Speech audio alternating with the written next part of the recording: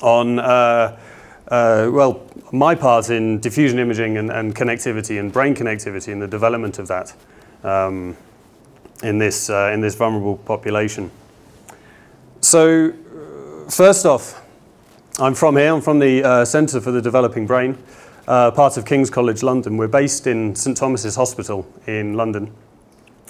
The aim of this centre, paraphrased here from our brochure, is to reduce the number of children who suffer perinatal brain damage by understanding the causes of brain injury, improving diagnosis, and developing effective treatments. To this end, we have a unique 3T scanner situated directly in our neonatal intensive care unit. And this allows us to scan and image the smallest and the sickest of babies. So for today, I'll just give you a quick overview of what I'm going to talk about. I'll start with some brief background, talk about premature birth, preterm birth, its impacts, and also our work looking at imaging the preterm brain, quantifying the developmental differences in the preterm brain. Then I'll go on to talk about connectivity and connectivity in the context of neuroscience and neuroimaging. And finally, I'm going to go over some recent work where we've looked at connectivity, structural connectivity in the developing preterm brain. So first of all, many of you are probably aware that preterm birth is a worldwide healthcare issue. This recent paper in the Lancet estimated 15 million babies in 2010 were born before 37 weeks gestation. Of these, around 5% were born at less than 28 weeks gestation, so 12 weeks early, almost 3 months before they should have been born. Just to give you an idea of scale, this is one of those babies, pictured there around 28 weeks. You can see just how small and vulnerable these babies are. So this rate, the amount of preterm births worldwide has increased and is increasing every year. And this is a big problem because of the long-term consequences of preterm birth. So this is data from a large population-based study in the UK where they've followed every baby born before 26 weeks gestation, so extremely premature babies. And they've followed these babies as they've grown up from 2, 6, 10 years. This data shows that at 2 years of age, almost 50% of those infants born at less than 26 weeks had some form of disability, ranging from cerebral palsy, blindness to fine motor disorders or hearing impairment. By the time these children got to 6 years of age, only 20% had no disability at all. So that is extreme prematurity, and the risk of disability decreases as gestation increases. But there are still long-term consequences for a vast majority of preterm infants, and these persist through childhood into adulthood.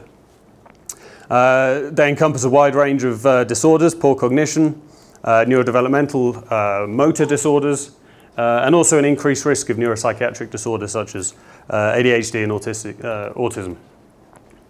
It's therefore becoming increasingly important for us to characterize brain development at an early age in order to establish a link between brain development and neurodevelopmental outcome, and ultimately to test and develop new neuroprotectin treatments. So lots and lots of studies have been performed trying to quantify the preterm brain and looking at the differences between preterm and term. In the interest of time, I'm only going to focus on our work and the work of my own, but believe me, there's lots of literature out there. For those of you who aren't familiar with neonatal imaging, this is an axial view, so top-down, of a T2 weighted image from a preterm baby, scanned at the time they should have been born, so a preterm baby at term equivalent age, in comparison to a healthy, normal term-born control baby. One thing to remember is that these are still babies' brains, so they are very small. But qualitatively, we can see a number of differences, mainly the shape. This baby has been in utero, floating in the womb. This one's been lying in an intensive care unit bed. So the shape of the head has changed. Also, we see extracerebral CSF. The cortex is less tightly packed. The ventricles are slightly larger. These are all differences that are quite apparent just looking at the images. The interest of our group is to quantify these differences. So I'll just review some previous studies here in order to try and demonstrate that the differences in the preterm brain encompass a wide range of disruption to white matter and to grey matter. So this study from a few years ago used diffusion MRI to look at white matter development, and we found that pretty much over the whole of the brain, all the regions in yellow here, fractional anisotropy, which we used as a surrogate marker of development, is significantly reduced in preterm babies. In addition, we've quantified the volume and the curvature of the cortex, also significantly reduced in preterm babies. And the deep grey matter, and in particular the thalamus, we see consistent tissue loss in these regions in preterm infants. And this tissue loss exists even when there is no loss of tissue across the rest of the brain. It's specific to the deep grey matter. So importantly, many of these changes are correlated with neurodevelopmental outcome and cognition in early infancy. In addition, these changes don't happen in isolation. In this study, we combined tissue segmentation techniques like we just heard about. And we looked at the volume of the thalamus, and we looked at cortical volume in a cohort of preterm babies scanned at term equivalent age, at the time they should have been born. We found that by term, there was a significant correlation between thalamic volume and cortical volume after correcting for various factors, including total brain tissue. In addition, we found that thalamic volume was associated with fractional anisotropy, or white matter development in the internal capsule. So the region of the brain carrying Thalamocortical tracts. And we found that cortical volume was associated independently with fractional anisotropy within the corpus callosum. So cortical volume here associated with FA development in the region that carries tracts, cortico-cortical tracts. So this is some evidence that these structural and these microstructural changes are occurring together in the preterm brain. There's a disruption to a linked developmental trajectory that suggests the injury disrupts whole neural systems. To test this, we performed another study. Again, we segmented out the thalamus and we segmented out the cortex. And we used diffusion tractography, which I'll talk about in a moment. We used tractography to map the pathways from the thalamus to the cortex to get some measure of connectivity to look at the thalamocortical system as a whole. So this is an example of two subjects. On the top row is a healthy term-born baby. On the bottom row is a preterm baby scanned at term equivalent age. Here we have a measure of connectivity derived from the diffusion MRI. This has been mapped onto the cortex. So each part of the cortex, the color represents how strong the connection is from that part of the cortex to the thalamus. What we can see immediately is in the preterm baby, there's a loss of connectivity here. So the connectivity, good connectivity is yellow and poor is red and black. There's immediately apparent there's a loss of connectivity in the superior frontal gyrus. So this is in just 2 infants. We can repeat this. We looked at this in 47 preterm infants. We compared it to about 20 term-born controls. This is a population-based statistical map looking at regions where thalamocortical connectivity is significantly reduced in preterm babies. And we can see the pattern has been repeated, and there is a loss in thalamocortical connectivity in the frontal cortex, cingulate, superior temporal, quite widespread over the whole of the cortex. I should note, I haven't had time to put it into the talk, but we've now repeated this study in a separate cohort, And we've also correlated these changes to cognitive performance at 2 years of age.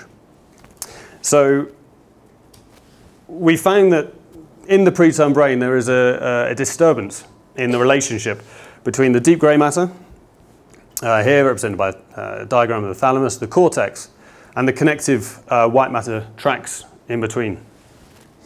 It's important to note that we don't know in what order these changes occur, whether it happens before birth, during the birth process, or in the intensive care unit.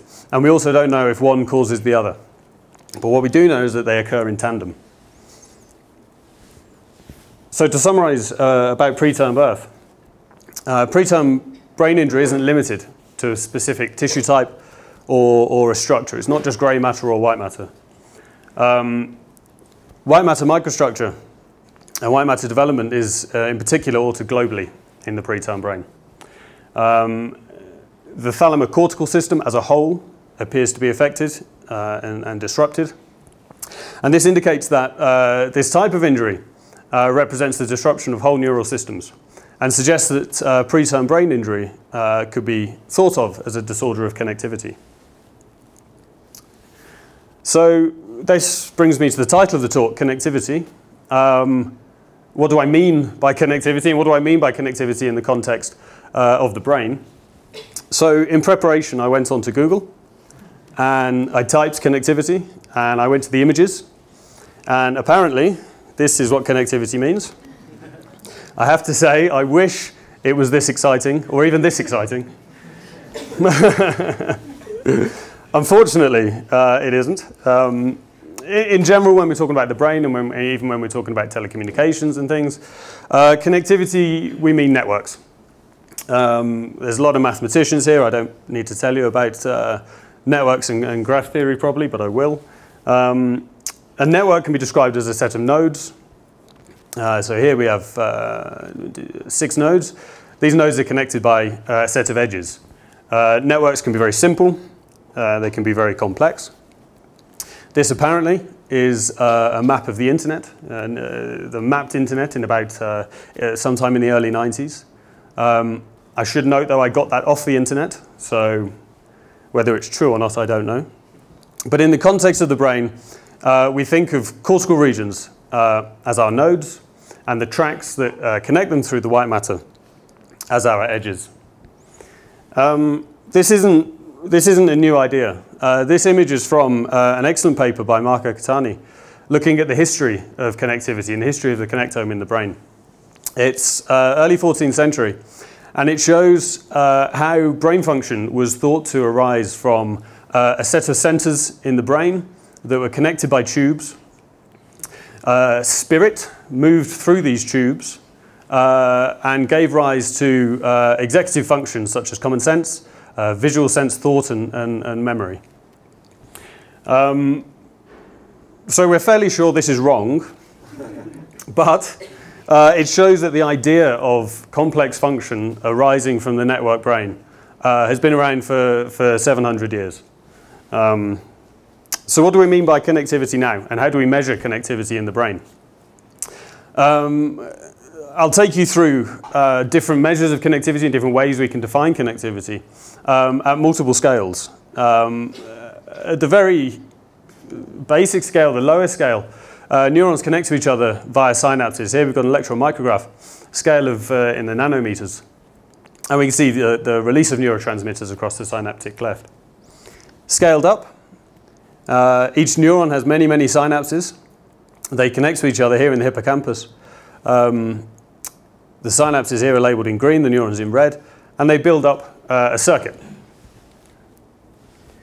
We can go about and trace these circuits. This is a very interesting project set up by Sebastian Sung at MIT. It's actually a website you can go, you can register, and you can join the thousands of people drawing circuitry in the brain. What it does is uses serial scans of, in this case, the mouse retina, and uses an algorithm to trace through the scans serially and building a 3D representation of the axon or the neuron. And this can be used in this case here, to build a single layer of the retinal mapping. Very high resolution idea of connectivity here. But of course we know that cortex is made of 6 layers, all of which connect both within layer and across layer. And the cortex, as we scale up to sort of 0.5, 1 millimeter, the cortex is arranged into cortical columns, each of which have distinct functional roles. In this case, this is the mouse barrel cortex, where each blob receives information from a specific whisker on the mouse. But not only do they interact with each other, they interact across columns and elsewhere in the brain. So we can scale up again, and we don't look at cortical columns, we can look at cortical regions. Here we can split the brain up according to histology, cell morphology, and sort of classic neuroanatomy, like Brodmann's map here that we still use today to separate up the brain and look for how different parts of the brain interact with each other. In addition, we can, this is splitting up the cortex, we can split up the white matter into separate tracks. And then finally, we can combine all this information at the highest scale, and we can look at every white matter tract in the brain, how it connects up these cortical regions, and build ourselves a whole brain network. So this term connectomics, which we see a lot of currently, I understand to be the multi-scale definition and description of connectivity in the human brain, all the way from synapses and neurons to whole brain networks. Because I work in live human babies, I stay down this end. But it's important that we remember the basis of these networks we're looking at have a basis in physiology and cellular connectivity is the ultimate aim of the work. Needless to say, it's not an easy task. So how can we go about measuring brain connectivity? This is the so-called gold standard. Tracer studies in primates or cats or rats or mice. Here a radioactive or a chemical tracer is injected into part of the brain. This is then taken up by neurons, it's transported along axons, crosses over a synapse or two, and reaches a target elsewhere in the brain, reaches the other neurons that it connects to. The brain is then sliced up very thinly, and we can build maps. So here is an injection site, a seed region, and we can see that neurons from this region connect heavily to other neurons in its vicinity, but also spreads further out along the cortex, even getting quite a long way back in the brain here. So this takes an awful long time, which is why there have been efforts to set up databases such as this. This is a database that contains many, many studies, around 300 studies that have collated the results of people who have performed these tracer studies in the macaque monkey brain. So 300 studies, there are over 2,500 injection sites, and almost 40,000 connections within the monkey brain have been mapped directly using histological techniques. And this can be used to build whole brain networks. So this is stepping from neuronal connectivity up to a regional whole brain network. So this is an example of that from a relatively recent paper. It looks fairly complex, but the thing to note is that what these people have done, they've collected all that information from every single anatomical tracer study, and they've split the brain according to larger regions. So here we've got all the injection sites in the temporal lobe, here in the occipital lobe, in the basal ganglia, thalamus, frontal lobe, and parietal lobe. These are then, there are several layers of resolution. So here some people just injected into the basal ganglia, some into the amygdala, some into the striatum. And this has all been collected, and the connections, the black lines, represent the actual connections, the neuronal paths that have been found between every single region here and every other region. And what we can see, the interesting part of this, is that there is a lot of connectivity within each region. So here within the frontal lobe, here within the thalamus, but importantly, there are lots of connections crossing the midsection. These are the connections that are passing from one region to another, enabling the transfer of information across the brain. This is another study that has used a similar technique, more recent in the mouse. Here the information is shown in a connectivity matrix where we've got the regions this time grouped down either side of the matrix, and each element represents the strength of connectivity between any two given regions. This data can be put into a clever piece of software, and each of those pathways can then be mapped according to the anatomical position of each of those regions. That allows us to have a very, such meso-scale image of connectivity in the mouse brain.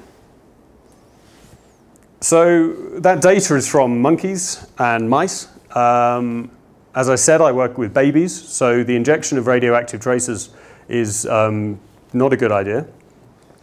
So we look for non-invasive alternatives. So to this end, we use diffusion MRI, we use diffusion tractography. And we use these technologies to trace the path that neuronal fibers take through cerebral white matter non-invasively.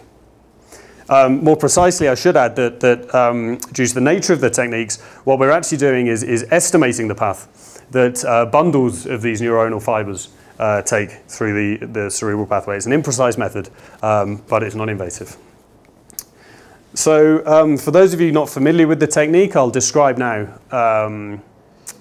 diffusion MRI and diffusion tractography just briefly. Tractography is based on the movement of water through the brain, measured using diffusion-weighted MRI. In this example, we've got two regions of interest. So again, this is an axial view of neonatal brain looking from the top down. We've got two regions of interest, one here in red in the CSF containing predominantly liquid, and one here in the internal capsule containing lots of tightly packed neuronal fibers heading up towards the cortex. So if we measure the average diffusion of water over time within each of these regions, water is more likely to follow the pathway of the white matter fibers within this region, whereas in this region, the diffusion ends up equal in both ways. So this can be described with a tensor. We have an anisotropic tensor here. The long axis shows the direction that the water is most likely to travel in. In the CSF, we have just an isotropic sphere. So we can use this directional information. Here, this represents voxels within the brain. In each voxel, we've measured the diffusion signal, and we've estimated the direction the water tends to travel in these regions. And we can step through the brain, each time following the most likely direction of water diffusion. And this allows us to estimate that this water is traveling along neuronal fibers. And we can draw pictures like this. So this is an image of the corticospinal tracts here. We've followed the pathway of water from the cerebral peduncles straight through, up through the internal capsule to the cortex. It also allows us to map the presence of connections between many different cortical regions. So this is a technique pioneered by Olaf Sporns and Patrick Hagman about 7 or 8 years ago. In this case, the cortex is split into many regions, either anatomically using histological maps or just randomly, as shown here. We then use diffusion tractography to trace the pathway of the white matter between each of these regions. And we use that information to build a connectivity matrix, as we just saw in the mouse. And this data can then be visualized as a network. And we can use graph theory here to pull out topological properties of this data that tell us something about the organization of the brain. So here's another example. This is from Patrick Hagman's original paper. Axial views of the brain, again from the top down, the front and the back of the brain. Image on the left is all of the white matter tracks that have been traced using diffusion MRI. On the right, sorry, in the middle, this information is composed as a network where each edge carries the average properties of these tracks between any two cortical regions. And on the right-hand side, the nodes, the cortical regions are colored and sized by the amount of connectivity. So regions that are represented by a larger red dot have a much higher degree of connectivity across this network than regions with smaller dots. So I'm not going to go into the various things we can pull out of these networks. I'm going to just describe a few very simple network metrics that we use and that can be used to describe these brain networks. The first very simple one is node degree, or the distribution of node degree across the network. This simply states how many connections each node has. So this one has 2 connections and this one has a degree of 5.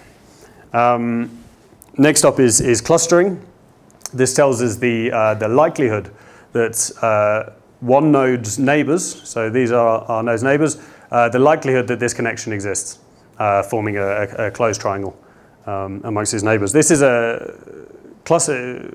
The mean of this is often used to describe the local efficiency of a network, how well information travels between a single node's topological neighbors.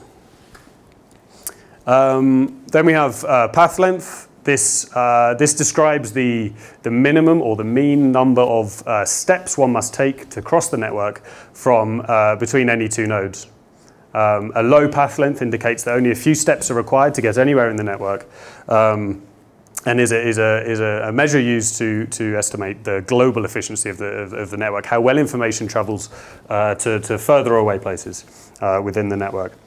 And finally, we have modularity. This gives us a measure of how well the network can be split up into communities that have a lot of connection within the community, but no connections between.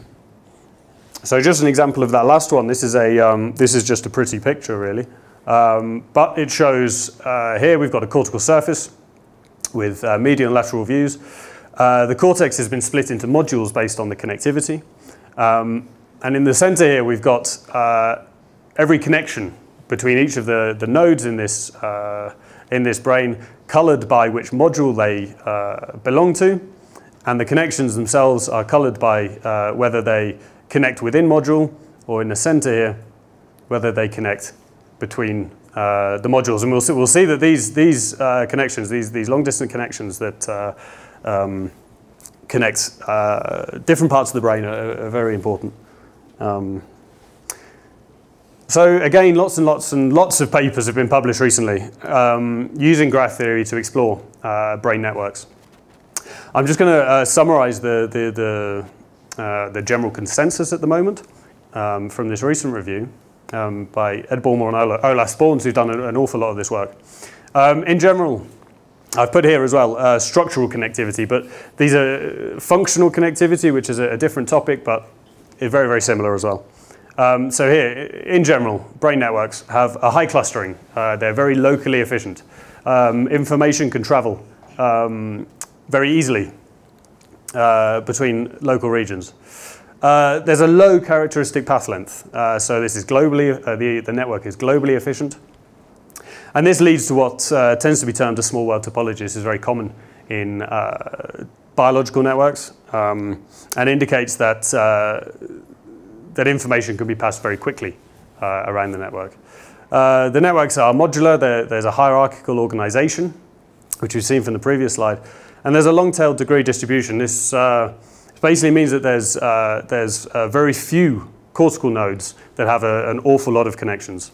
These are cortical hubs, and they appear to be extremely important.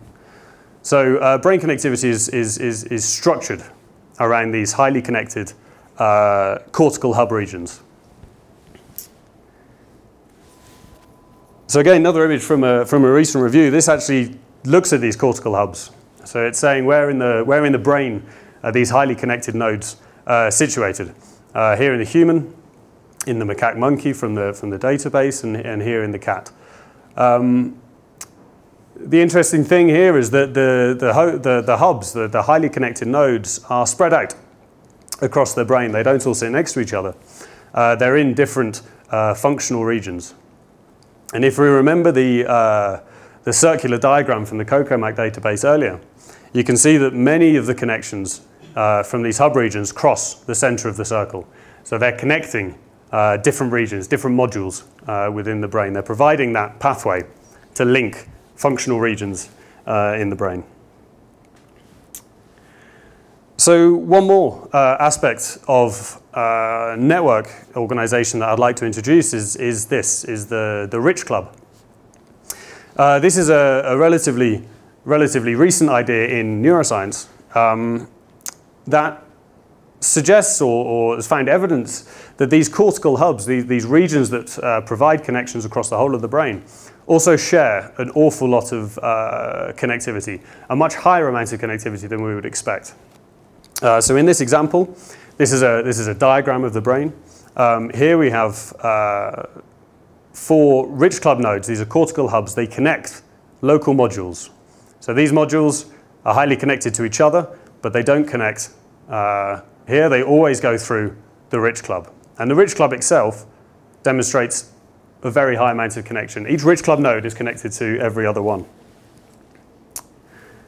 And this is interesting because this property, this rich club organization, has been found in adult humans, in structural connectivity, in functional connectivity.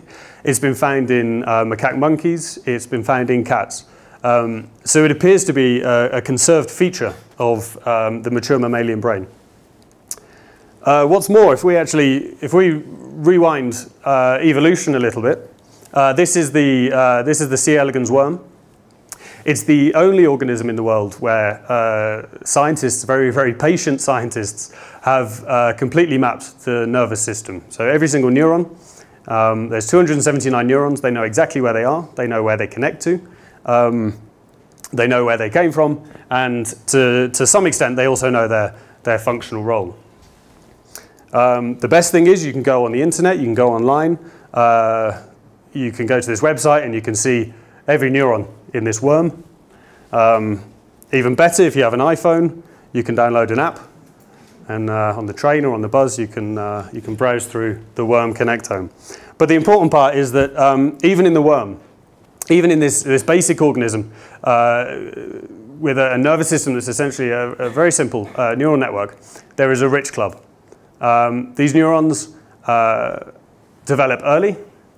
They represent hubs. They connect to lots of other neurons, and they also connect highly to themselves. And this is the important part. This is the development of developmental history of every neuron in the worm, and the rich club neurons are among the first to develop.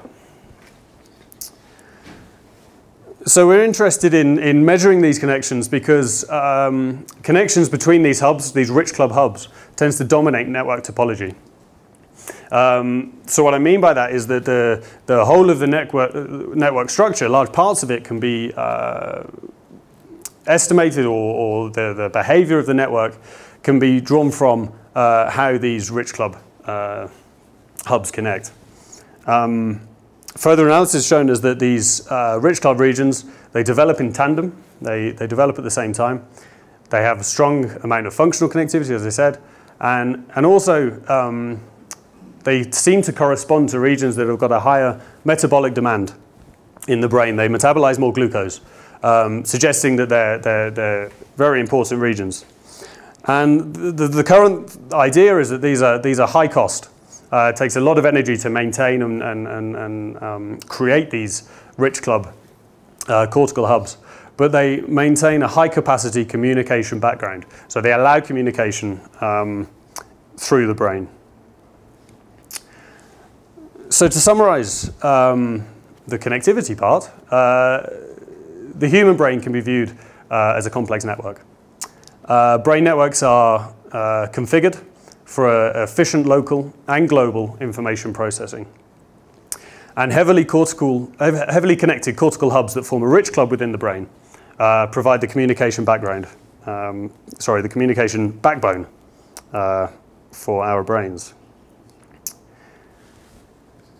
So our group, as I said, we deal with preterm birth. Why are we interested in this?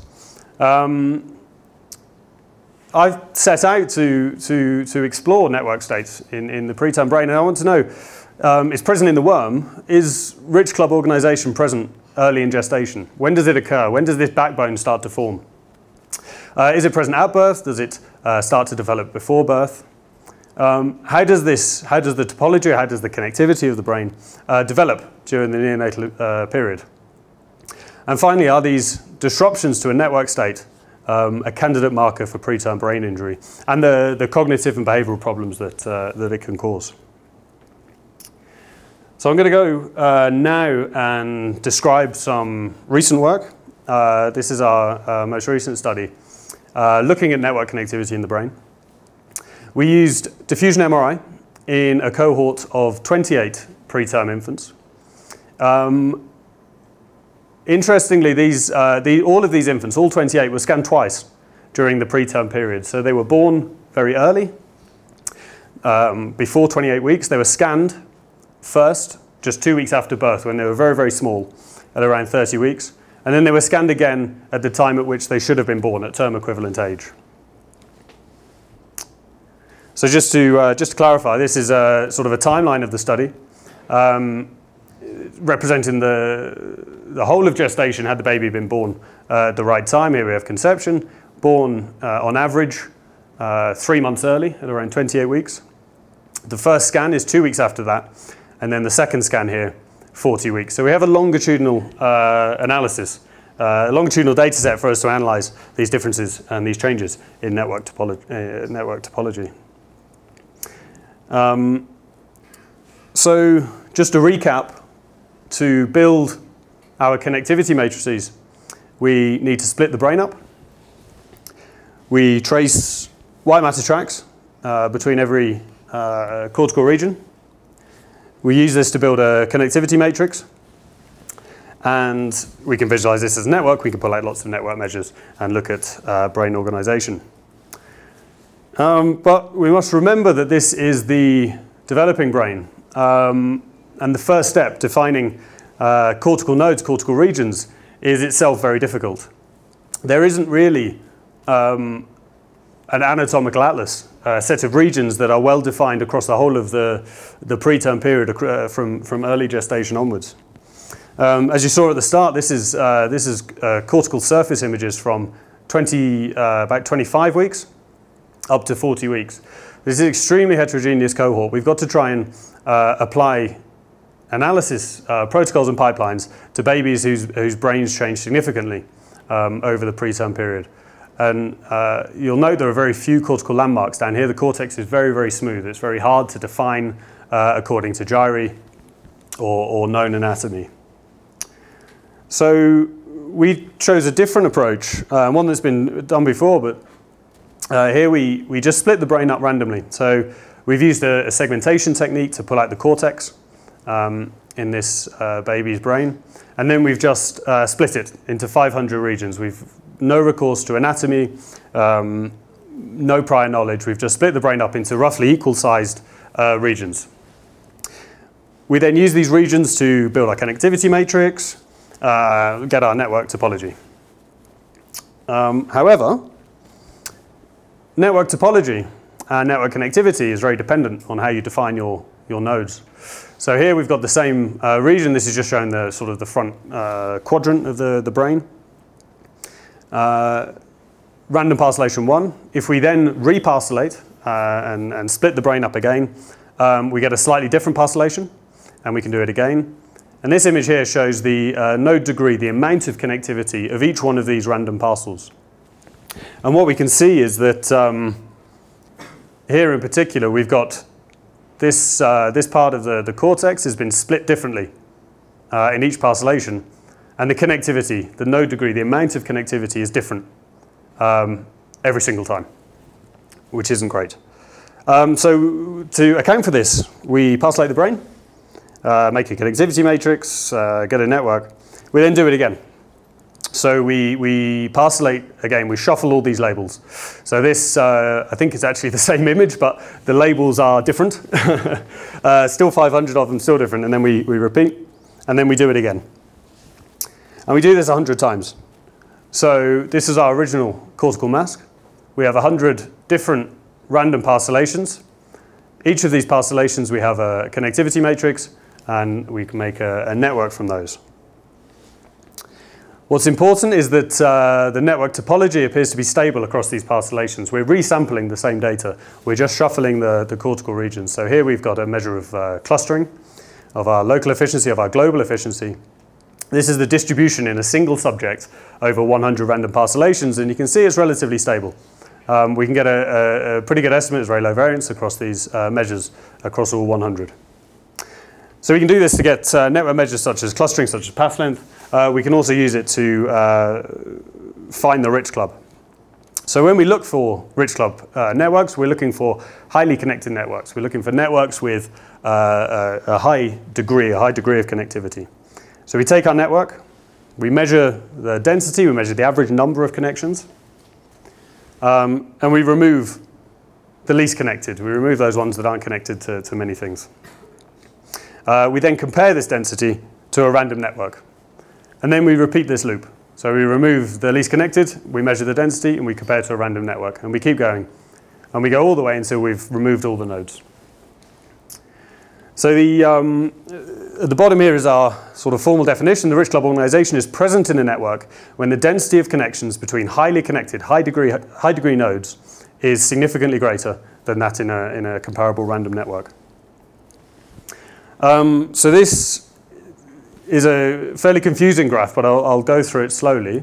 In the red, we've got the density of connections that exist as we gradually remove low degree nodes. So here we've got at this point, this is the top 50% of connected nodes. Everything with less than the median number of connections has been removed, and this is our density of that network at that point in our subject's brain. The blue line is the equivalent density in a comparable random network. So here we assume there is no organization. The edges are all reshuffled, and we try and destroy the rich club organization. And that's shown in blue. Again, as we remove low degree nodes, we measure the density. Really, the only thing to look at, to be honest, is the arrow is pointing here. This is the ratio between the red and the blue here on the secondary axis. If this line rises above 1, then there's rich club organization in the network.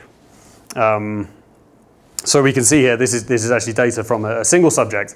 They were scanned at term equivalent age, and we can clearly see that the density of connections between high degree nodes is significantly higher. So this is sort of represents this gap here than those in a random network.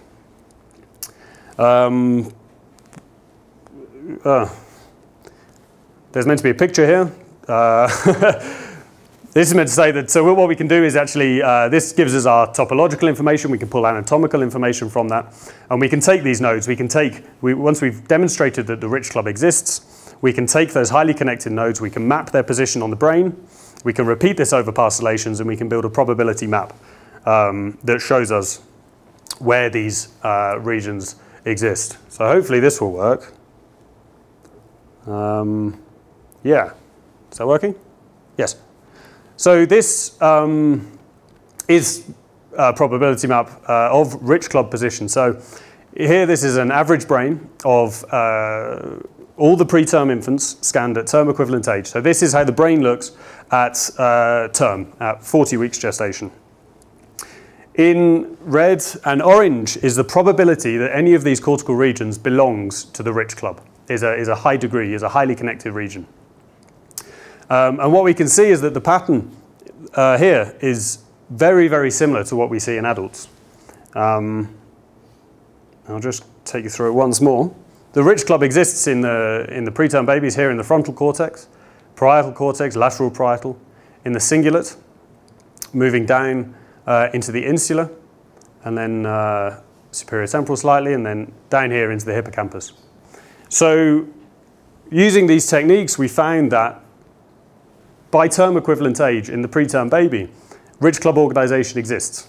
Not only that, but the pattern of this rich club organization, the regions that are highly connected and provide this communication backbone, match those that are in adults. They're in the same regions in us as they are in the preterm babies. What's more, this is a longitudinal study, so we can go back. We go back to the earliest scan. So this is roughly 2 weeks after they were born. They're very, very small. And we can look again. So this again shows the same map. This is now 30 weeks. This is the average position at 30 weeks. And you can see it's exactly the same at 30 weeks as it was at 40 weeks. So again, we come through. We've got the hippocampus down here. I'll go through from the top. So on the left, this is 40 weeks. this is 30 weeks. So this is third trimester. This is 2 months before the baby should have been born. And we can see rich club organization, frontal, parietal, lateral parietal, insular, and finally down into the hippocampus. The same regions, the same organization, 30 weeks gestation. So we can go further than this, and we can start to explore the connectivity within these regions. So we've defined our rich club, we've found the rich club. We can then look at the behavior of these hubs. So these graphs, we only really need to focus on the gray shaded area, which we can see here in the box. This shows the amount of connectivity between every single rich club node and all the other nodes in the network. In the middle, between every single rich club node and other non-rich club nodes, so local, low connected nodes. And here, connectivity just within the rich club, so only within the rich club. The red line is 30 weeks, the blue line is 40 weeks. And now we can start to see differences. What we can see is that here, in this rich club region, where we're only considering the highly connected rich club nodes, there's a significant increase in connectivity of rich club nodes, and this increase is due entirely to connections from the rich club to non-rich club. Within the rich club itself, there's no difference. So the increase in connectivity occurs from rich club to periphery. Within the core, there are no significant increases between 30 and 40 weeks. So this is a very simple network model to illustrate that. Here we have rich club high degree nodes. Here we have peripheral nodes in other parts of the brain. This is an example at 30 weeks. Between 30 and 40, the rich club stays the same. What we see is the addition of some extra connections from the rich club to the rest of the brain. This elaboration of connectivity from the core to the periphery.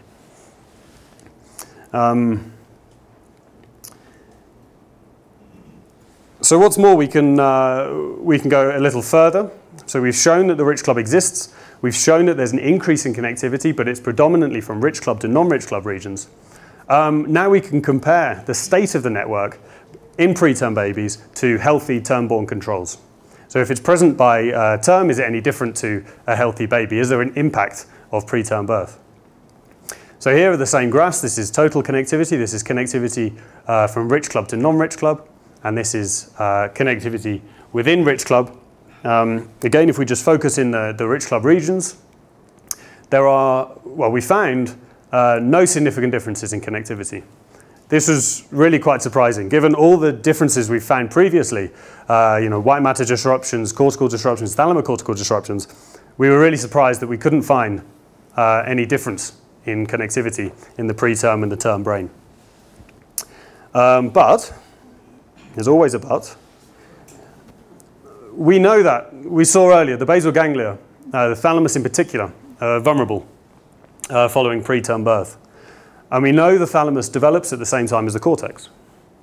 And we know that thalamocortical connectivity is significantly reduced after preterm birth and is correlated with cognitive outcome.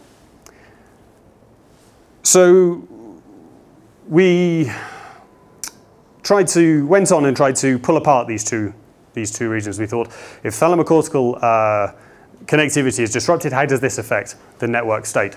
So here, this diagram is meant to represent, here in the center, we've got the thalamus, or the basal ganglia as a whole, and around the edge, we've got the cortex, and the blue arrows signify connections both from the thalamus to the cortex and from cortex to cortex. And what we can do is we can repeat the whole analysis, but this time we throw away any tracks that go through the basal ganglia. So we only keep tracks that connect directly cortex to cortex. So by throwing away these tracks, we can pull apart direct cortico-cortical connectivity, and we can get our indirect cortico-subcortico-cortical connectivity. Luckily, when we do that, we find a difference, and quite a significant difference, actually. So here again, in the rich club region, we've got preterm, and we've got healthy term-born controls. This now shows the proportion of those connections that go directly from cortex to cortex. They don't pass through the thalamus, they don't pass through the basal ganglia. And what we see is a significant increase in the proportion of cortico-cortical connectivities. So we see this disruption of network connectivity. The Rich Club organization exists, but its state has completely changed. Fewer connections pass through the basal ganglia because of this thalamocortical connectivity. And the network connectivity then relies much more on direct cortico-cortical connections. So to summarize those findings, Rich Club organization is present before birth. This is a common property of the mammalian brain. It's present in adults, and it's present at 30 weeks gestation. Connectivity of the Rich Club increases significantly between mid and late gestation. This is a period of very important development, one in which many preterm infants spend in the intensive care unit. Preterm birth does alter Rich Club organization by term in a much more subtle manner than we had expected. It results in more direct cortico-cortical connections and fewer connections passing through the subcortical grey matter. Interestingly, this pattern of connectivity with fewer connections going through the subcortex mirrors the network organization we found at 30 weeks and suggests a much more immature network state in preterm infants, probably due to injury or maldevelopment of the basal ganglia and of thalamocortical connections. So just to summarize the talk as a whole, I've tried to show today that preterm birth disrupts brain development, that thalamocortical disruption impacts global connectivity and communication networks in the preterm brain, and that thalamocortical connectivity in particular, but also the disruption to the whole of the global connectivity may provide a marker for developmental outcome and poor cognition later in life. So obviously a few questions remain, namely, and most importantly, what is the functional outcome of these changes? So we can see that the network state has changed, but does it predict outcome in childhood? Can it give us important information about the state of these babies and the state that they're going to grow up in? Are they a specific or a sensitive marker of brain development? To that, I say I don't have the answers, but watch this space. Currently, our group is in receipt of a large grant to set up the Developing Human Connectome project, whose aim is going to be to use similar sort of techniques to answer these questions. So that's it. I'd like to thank you all for listening. I'd like to thank my funders and my collaborators, colleagues and supervisors. Yeah, any questions or comments? So.